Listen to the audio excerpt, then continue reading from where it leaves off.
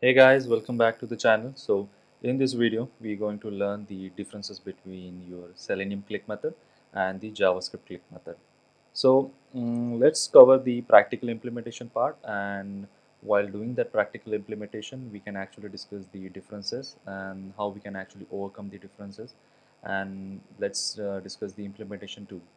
So we'll be going to discuss the implementation with the Selenium WebDriver click method.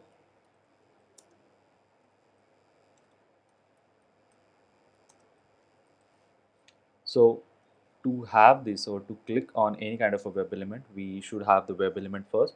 So let's go to the browser. So in this example, I'm using Facebook. So let's go to the browser and I would like to click on this login button. So I'm going to inspect this.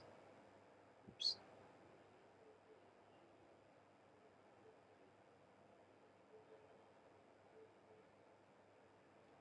Okay, so this button has an ID.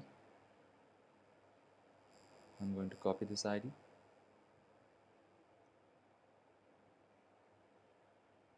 Okay, let me just refresh it one more time.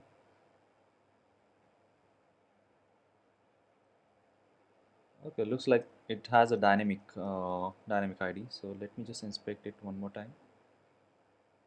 Okay, it has a dynamic ID. Okay, let's create a XPath for this then. I'm going to pick this name login.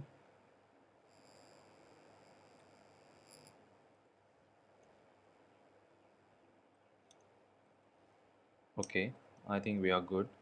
Let me just copy this, go back to your IntelliJ, and let's create a web element object. I'm going to say login button, then driver dot find element by XPath, and just paste the value. Okay, so we have the web element, right? Now on this web element, we can actually perform the click method.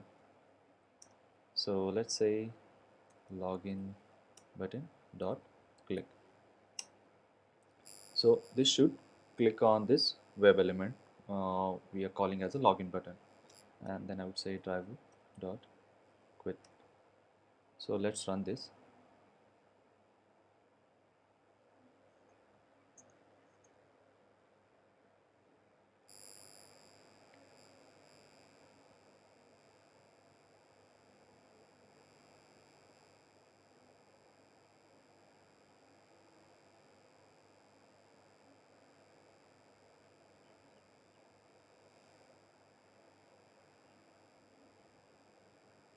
Okay, so it was pretty quick. We couldn't able to like see that like it clicked on that login button, but yeah, like the entire test case has passed. Like there is no failure or no exception. So let's talk about like how this click basically perform. So this click basically checks two preconditions. Like the first condition is the element must be visible on a web page, and the second precondition is the element must have a width and the height greater than 0. So if these two preconditions are failed or you can say not satisfied, then it will start throwing an exception saying the element is not interactable or element not found. So these things will be happening if these two preconditions are not satisfied, and if these two preconditions are satisfied, then we can actually able to like click on a web element with the help of Selenium WebDriver click.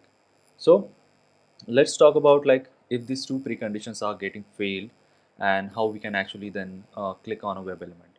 So in that case, we can actually use a JavaScript click method. So for this, we should have a JavaScript executor object. So let's going to create a JavaScript executor object. I'm going to name at executor. Then we need to map our driver.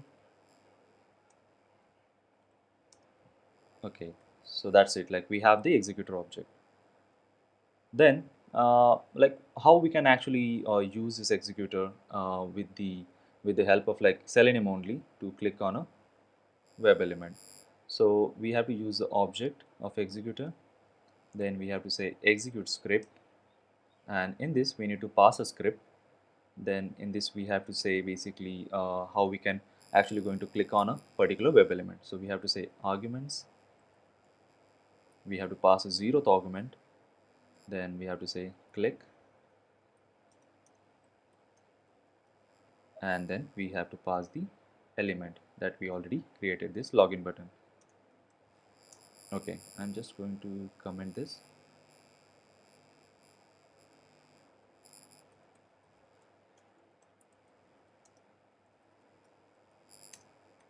So this JavaScript executor basically helps us to click on elements which are overlapped or maybe disabled, or sometimes like they are like hidden, or many of the times they are not interactable. So in that case we can actually use the JavaScript executor click method. So let's run this. So we already passes this web element as an argument for this, and we are clicking on this.